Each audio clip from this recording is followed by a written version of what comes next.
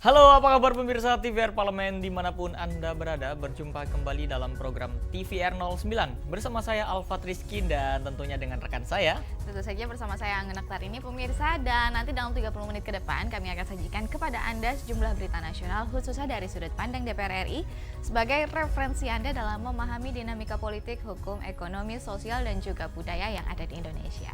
Pemirsa TVR Parlemen, inilah TVR 09 selengkapnya.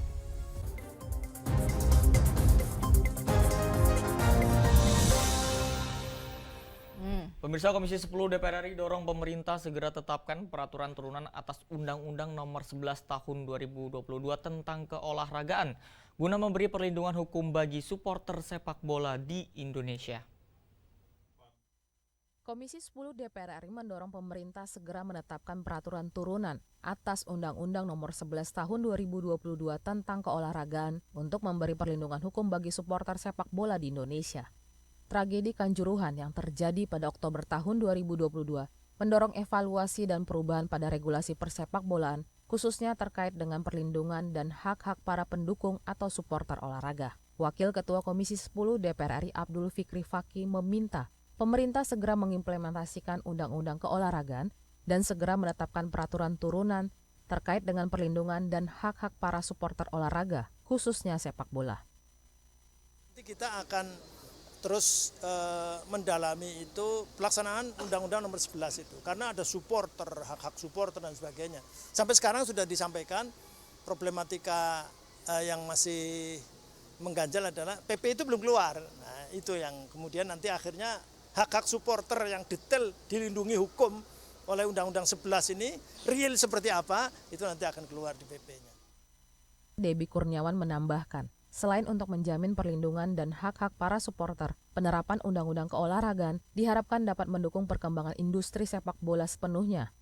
PP-nya belum turun, ya mudah-mudahan segera ya, sehingga perhatiannya biar segera jalan, karena sepak bola ini sudah bergulir terus. Sepak bolanya sendiri bergulir terus, ya liganya berjalan terus, ya jangan sampai nanti prosesi berjalan, tapi regulasinya kita terlambat lah. Dari Malang, Jawa Timur, Ferdian, TVR Parlemen melaporkan. Menanggapi keluhan petani soal kurangnya pasokan pupuk subsidi di Lampung, Komisi 4 DPR RI meminta kementerian terkait segera atasi persoalan tersebut guna mencegah timbulnya kekisruhan di masyarakat. Menanggapi keluhan petani soal kurangnya pasokan pupuk subsidi di Lampung, Komisi 4 DPR RI meminta kementerian terkait segera menangani persoalan tersebut agar tidak menimbulkan kekisruhan di masyarakat. Anggota Komisi 4 DPR RI Hanan Arozak meminta Kementerian Pertanian terjun langsung guna menjelaskan kepada para petani terkait kenaikan harga bahan baku yang berimbas pada berkurangnya alokasi pupuk subsidi ke petani. Nah, ini tentunya kalau kita coba konfirmasi ke Kementerian Pertanian itu terkait dengan harga bahan baku. Akibat harga bahan baku yang lebih tinggi gitu, nah sehingga produksinya, alokasinya itu tentunya lebih rendah seperti itu. Nah, ini masalahnya adalah bagaimana menjelaskan ke petani, diinformasikan sehingga tidak banyak tanda tanya. Katanya pupuknya ditambah, alokasi pupuk subsidi kok malah dikurangi. Nah, harapan kita ke depan adalah keperluan-keperluan ini dipersiapkan jauh hari sebelumnya. Yang namanya tanaman seperti manusia kan, ya. Manusia bisa besar karena dikasih makan.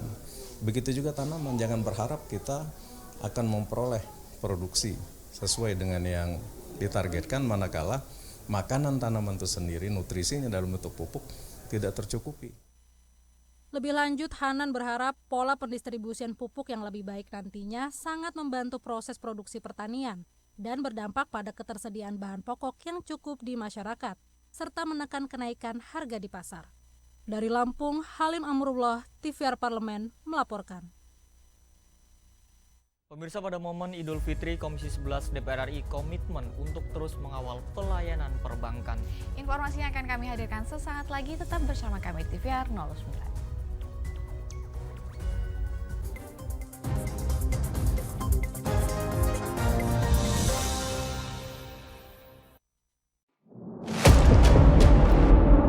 Sini ditambang. Konflik yang terjadi, Warga sini tidak mengizinkan. masalah yang tersisihkan menjadi kesenjangan sosial Ya namanya rakyat kecil gak bisa apa-apa, mau komplain juga gak didengar. Sebab apa? Itu menyangkut isi perut kami semua. Bagaimana memutus keterbatasan untuk didengar? Jadi kalau misalnya masyarakat sudah merasa tidak lagi ada yang memperjuangkan aspirasinya, maka masyarakat memang sangat berhak untuk meminta dewan yang mewakili mereka di parlemen. Kami menyusuri batas-batas peristiwa, mengurai berbagai polemik yang terjadi, meluruhkan suara-suara marginal, menjadi nyata dalam setiap aspirasi, melaksanakan tugasnya sebagai wakil rakyat. Saksikan Aksi Dewan setiap hari Senin dan Rabu pukul 10.30 waktu Indonesia Barat hanya di TVR Parlemen.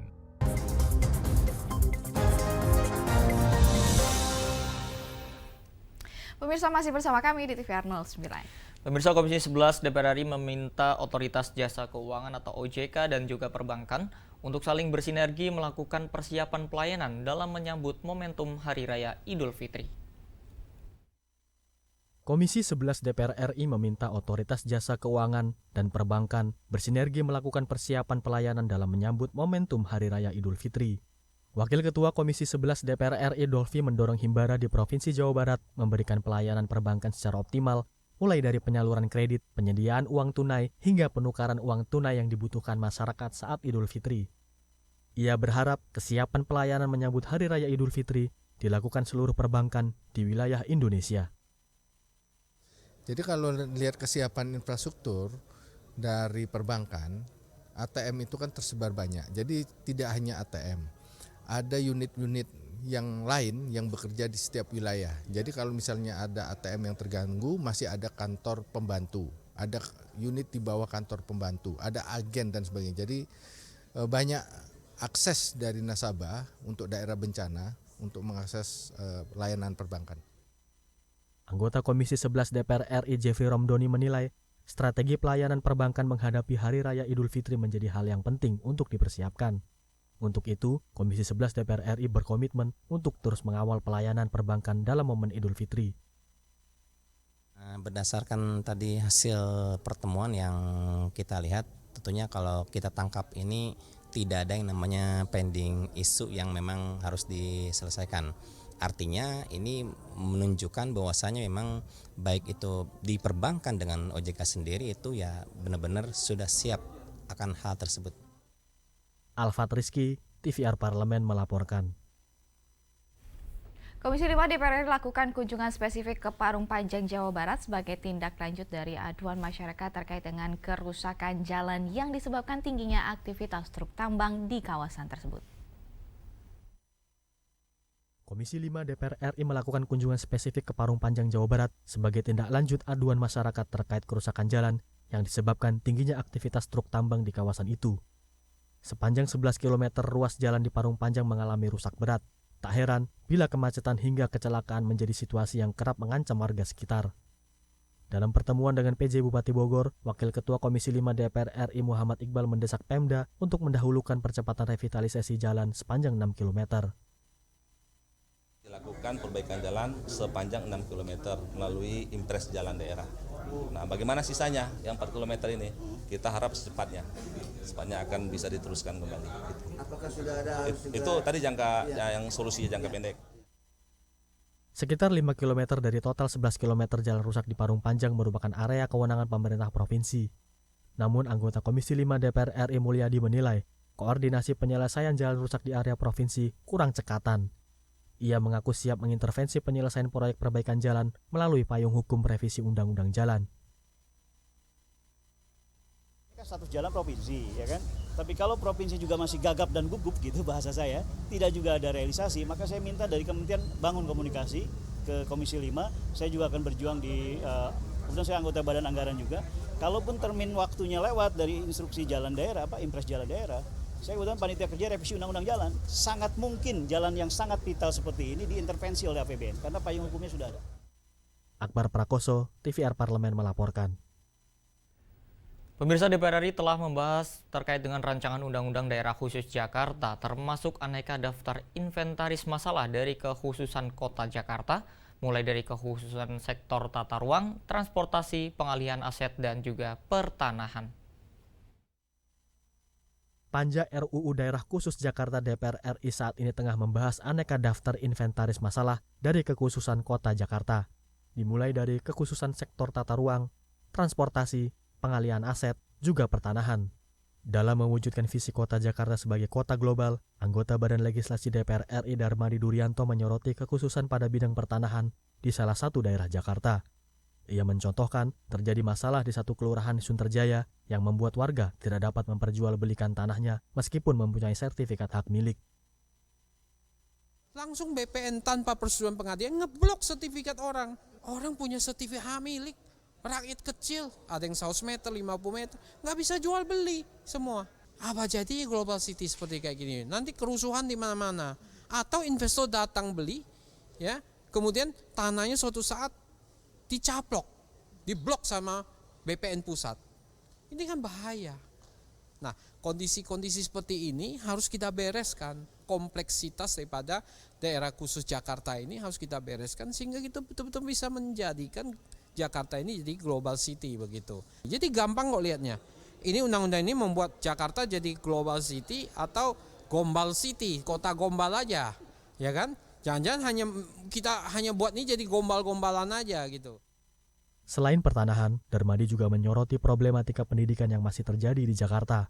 Untuk itu, ia berharap RUU DKJ ke depannya dapat menjadi undang-undang yang bermanfaat dan mampu mengatasi permasalahan masyarakat yang tinggal di kota Jakarta. Adila dan Bari, TVR Parlemen melaporkan. Pembahasan rancangan Undang-Undang Daerah Khusus Jakarta masih menjadi bahasan serius di Badan Legislasi. Dan pemirsa, penyusunan regulasi daerah khusus Jakarta penting dilakukan sebagai persiapan kepindahan ibu kota Nusantara di wilayah Kalimantan Timur. Informasi selengkapnya sesaat lagi, tetap bersama kami di TVR 09.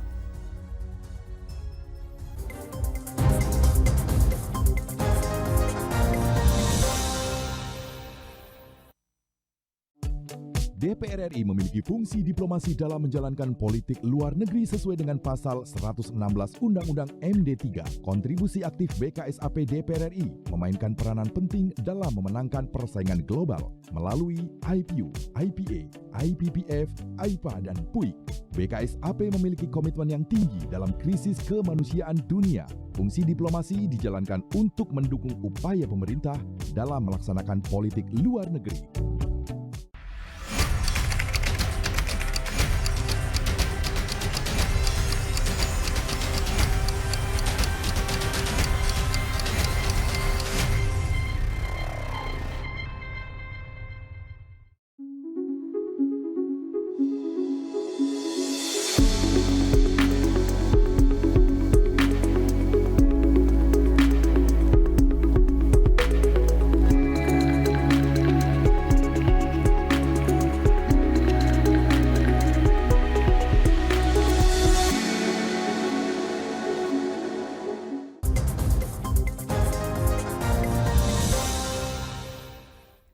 Bersama kami di TVR 09 dan di sini salah satu poin yang menjadi pro kontra dalam rancangan Undang-Undang DKJ adalah pengangkatan gubernur dan wakil gubernur melalui presiden. Dan pemirsa, bagaimana tanggapan DPR RI terhadap isu mencuat di masyarakat saat ini?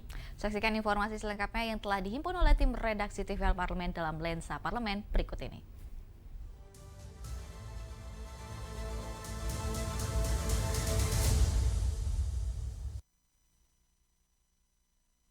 Badan Legislasi DPR RI belakangan ini disibukkan dengan pembahasan rancangan Undang-Undang Daerah Khusus Jakarta. Penyusunan regulasi daerah khusus Jakarta penting dilakukan sebagai persiapan kepindahan ibu kota Nusantara di wilayah Kalimantan Timur. Salah satu poin yang menjadi pro kontra dalam RUU DKJ adalah pengangkatan gubernur dan wakil gubernur melalui presiden. Namun, Wakil Ketua DPR RI Sufmi Dasko Ahmad memastikan pemilihan gubernur tetap melalui pilkada sesuai aspirasi masyarakat. Ya kan kita sudah sepakat dengan pemerintah, bukan hanya Gerindra. Seluruh partai politik sudah sepakat dengan pemerintah sebelum reses bahwa untuk pemimpin daerah khusus Jakarta itu dipilih melalui pilkada. RUU DKJ juga mengusung visi transformasi Jakarta menjadi kota global. Tetapi anggota Badan Legislasi DPR RI Darmadi Durianto menyoroti poin kekhususan pada pertanahan di salah satu daerah Jakarta. Di Sunterjaya satu kelurahan, kebetulan dapil saya, itu orang udah punya sertifikat hak milik satu kelurahan, ya kan?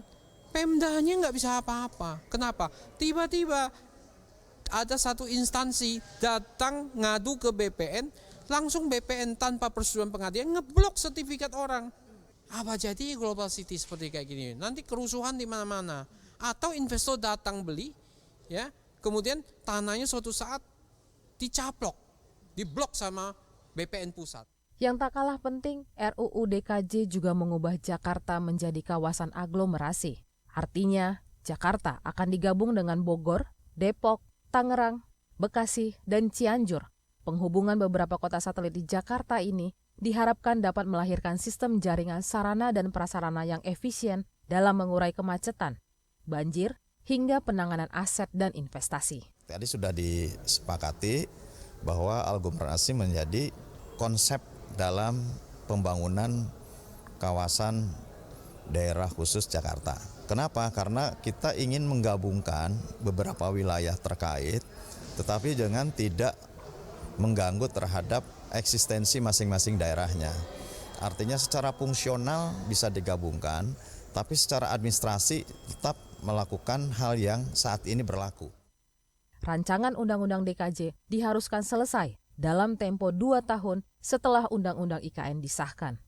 Oleh karena itu, Badan Legislasi DPR terus mengejar pembahasan RUU DKJ yang diperkirakan selesai pada masa sidang ini.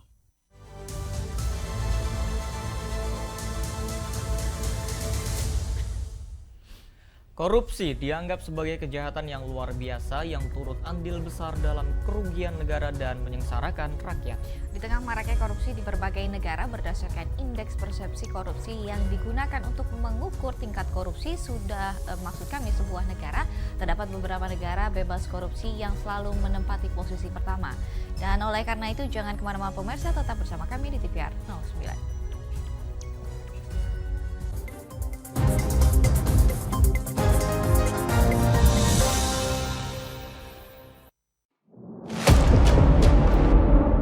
Sini ditambang. Konflik yang terjadi, Warga sini tidak mengizinkan. masalah yang tersisihkan menjadi kesenjangan sosial. Ya namanya rakyat kecil gak bisa apa-apa, mau komplain juga gak didengar. Sebab apa? Itu menyangkut isi perut kami semua. Bagaimana memutus keterbatasan untuk didengar? Jadi kalau misalnya masyarakat sudah merasa tidak lagi ada yang memperjuangkan aspirasinya, maka masyarakat memang sangat berhak untuk meminta dewan yang mewakili mereka di parlemen. Kami menyusuri batas-batas peristiwa, mengurai berbagai polemik yang terjadi, meluruhkan suara-suara marginal, menjadi nyata dalam setiap aspirasi, melaksanakan tugasnya sebagai wakil rakyat. Saksikan Aksi Dewan setiap hari Senin dan Rabu pukul 10.30 waktu Indonesia Barat, hanya di TVR Parlemen.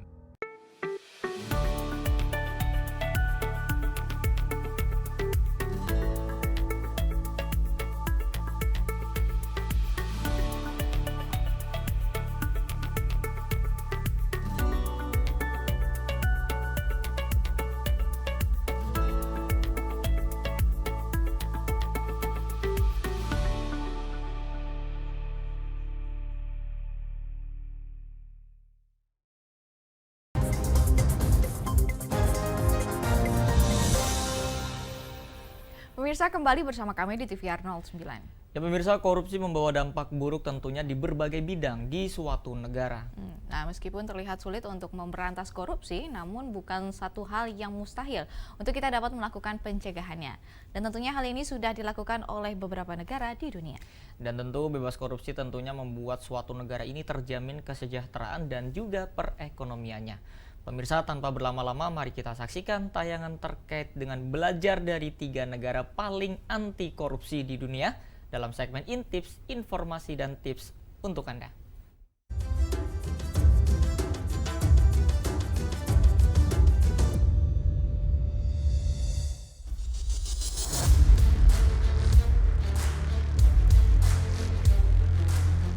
kemakmuran di sebuah negara dapat terwujud jika korupsi yang perlahan menggerus kesejahteraan rakyat bisa dihapuskan. Terdengar klise? Tidak juga. Hal ini sudah terbukti di 3 negara yang selalu menempati posisi pertama pada Indeks Persepsi Korupsi atau IPK. Kondisi mereka sejahtera, makmur, aman, dan sentosa. Ketiga negara ini adalah Denmark, Finlandia, dan Selandia Baru. Indeks Persepsi Korupsi atau IPK setiap tahunnya dikeluarkan oleh Lembaga Transparansi Internasional untuk mengukur tingkat korupsi sebuah negara. Skala yang digunakan adalah skor dari 100 yang artinya bersih dari korupsi, hingga 0 yang berarti sangat korupsi. Beberapa indikator perhitungan skor yang kredibel menjadikan IPK sebagai basis pengukuran tingkat korupsi terpercaya di seluruh dunia. Mari kita bahas ketiga negara yang selalu langganan di ranking 1 anti korupsi ini. Posisi Denmark hampir tidak pernah bergeser di ranking pertama IPK setiap tahunnya. Di negara Skandinavia ini, korupsi seakan menjadi kata yang asing. Bisnis di Denmark bisa berjalan dengan mulus tanpa hambatan korupsi, suap, ataupun pemerasan. Undang-undang kriminal Denmark soal larangan menerima suap dan jenis korupsi lainnya benar-benar bekerja dengan baik dan dipatuhi. Tidak hanya untuk pegawai pemerintah atau penyelenggara negara, penyuapan juga dilarang di Denmark untuk perusahaan swasta dan pegawai negeri asing. Hasilnya bisa ditebak, Denmark menjadi salah satu negara yang paling makmur. Kesenjangan pendapatan di Denmark adalah salah satu yang paling kecil di dunia. Tingkat pengangguran juga sangat kecil dan mendapatkan pekerjaan di Denmark juga sangat mudah. Fasilitas kesehatan di negara berpenduduk 5,8 juta orang ini gratis berkat pengelolaan pajak penghasilan yang baik oleh pemerintah. Hal ini juga terjadi berkat sinergi antar pemerintah pusat, Copenhagen, dan pemerintah daerah. Pemerintah pusat membuat regulasi kesehatan dan alokasi dana. Kemudian daerah menerapkannya dengan layanan kesehatan yang baik tanpa korupsi. Pendidikan di Denmark juga gratis untuk penduduk dan warga pendatang dari negara Uni Eropa. Selain itu, para pelajar rutin mendapatkan bantuan langsung tunai per bulannya sebesar 900 krona Denmark atau sekitar 2 juta rupiah bagi yang masih tinggal dengan orang tua.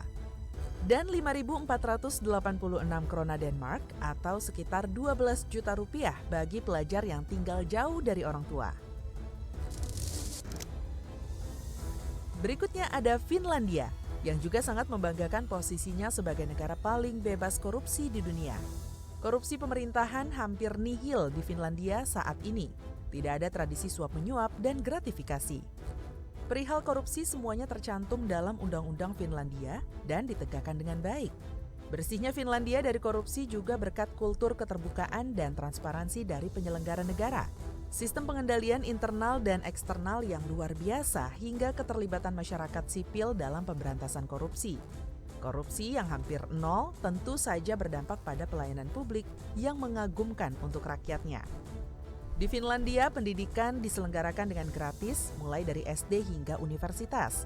Layanan kesehatan hampir seluruhnya dibiayai oleh pajak, yang artinya rakyat bisa mendapatkan pengobatan secara cuma-cuma. Korupsi tidak dipungkiri berdampak pada tingginya angka kemiskinan yang kemudian merembet pada meningkatnya kriminalitas. Hal ini tidak terjadi di Finlandia sebagai negara paling bersih dari korupsi. Negara di utara Eropa ini dianggap sebagai yang paling aman di dunia berdasarkan laporan Forum Ekonomi Dunia pada tahun 2017. Kesejahteraan dan kemakmuran tersebut akhirnya menjadikan Finlandia selalu berada di jajaran teratas negara paling bahagia di dunia dalam laporan kebahagiaan dunia PBB setiap tahunnya. Predikat ini tentu saja tidak akan diberikan jika 5,5 juta rakyatnya tidak puas dengan jalannya pemerintahan dan kehidupan di Finlandia. Yang ketiga yaitu Selandia Baru. Dalam berbagai pengukuran korupsi di seluruh dunia, Selandia Baru selalu berada di urutan teratas negara paling bersih dari korupsi. Negara di Pasifik ini dianggap memiliki regulasi yang efektif untuk mencegah korupsi. Di Selandia Baru, prinsip transparansi dikedepankan dan birokrasi dipangkas. Iklim usaha juga sangat kondusif di negara ini, dengan pengurusan izin usaha yang bisa beres dalam waktu 1 hari saja. Selandia Baru juga sukses menegakkan hukum anti korupsi yang memiliki ancaman penjara hingga 14 tahun. Pejabat publik dilarang menerima gratifikasi yang semuanya diterapkan dengan ketat di seluruh jajaran pemerintahan. Kondisi ini memungkinkan Selandia Baru memiliki pelayanan kesehatan yang baik. Standar dan pelayanan kesehatan Selandia Baru sangat tinggi dan seluruh biayanya disubsidi pemerintah alias gratis. Biaya hidup di Selandia Baru juga sangat rendah, namun kualitas hidup mereka justru tinggi. Selandia Baru juga menempati ranking 10 untuk pendidikan terbaik di dunia, berdasarkan World Population View. Sistem pendidikan di negeri Kiwi ini dianggap salah satu yang terbaik di dunia dan tentu saja biaya pendidikan gratis untuk seluruh penduduknya. Indeks Perdamaian Global 2021 menempatkan Selandia Baru sebagai negara paling aman kedua di dunia setelah Islandia. Jadi, di negara ini biasa saja meninggalkan rumah atau kendaraan dalam keadaan tidak terkunci. Tingkat keamanan hidup di negara ini dianggap semakin bertambah usai Perdana Menteri Jacinda Ardern menerapkan aturan ketat soal kepemilikan senjata api setelah penembakan di Masjid Christchurch oleh teroris sayap kanan yang menewaskan 51 orang. Lalu bagaimana dengan Indonesia? Indonesia pada IPK menempati ranking 96 bersama dengan Brazil, Lesotho, dan Turki dari 180 negara di dunia.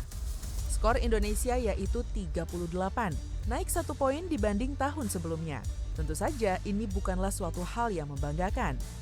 Masih saja kita melihat berita-berita para koruptor tertangkap seakan tidak ada habisnya.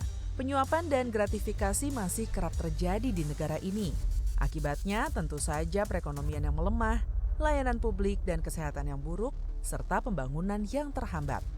Korupsi juga menyebabkan semakin lebarnya jurang ketimpangan pendapatan dan kesenjangan sosial. Selama masih ada korupsi di negeri ini, rasanya akan sulit melihat Indonesia berhasil mewujudkan cita-cita kemerdekaannya, yakni melindungi segenap bangsa Indonesia dan seluruh tumpah darah Indonesia, memajukan kesejahteraan umum, mencerdaskan kehidupan bangsa, dan melaksanakan ketertiban dunia yang berdasarkan kemerdekaan, perdamaian abadi, dan keadilan sosial. Tapi semua itu belum terlambat. Masa depan yang cerah menanti di hadapan kita. Upaya pemberantasan korupsi masih terus digalakkan, dibarengi dengan strategi pencegahan dan pendidikan dalam Trisula Pemberantasan Korupsi KPK. Cara pertama yang harus dilakukan adalah mulai dari diri sendiri dengan memegang teguh nilai-nilai integritas pribadi, lalu menularkannya ke orang lain. Tidak ada jalan lain, kita harus dukung upaya pemberantasan korupsi untuk mewujudkan Indonesia yang lebih baik.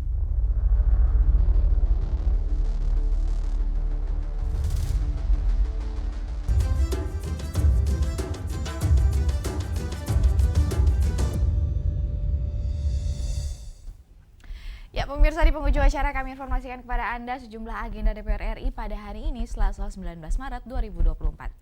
Pemirsa, pada pukul 10.30 waktu Indonesia Barat ada Komisi 6 DPR RI yang mengadakan rapat kerja dengan Menteri BUMN guna membahas kinerja BUMN, yaitu progres program restrukturisasi BUMN, perubahan peruntukan PMN Hutama Karya tahun anggaran 2024, dan juga konsultasi rencana privatisasi PT Wijaya Karya.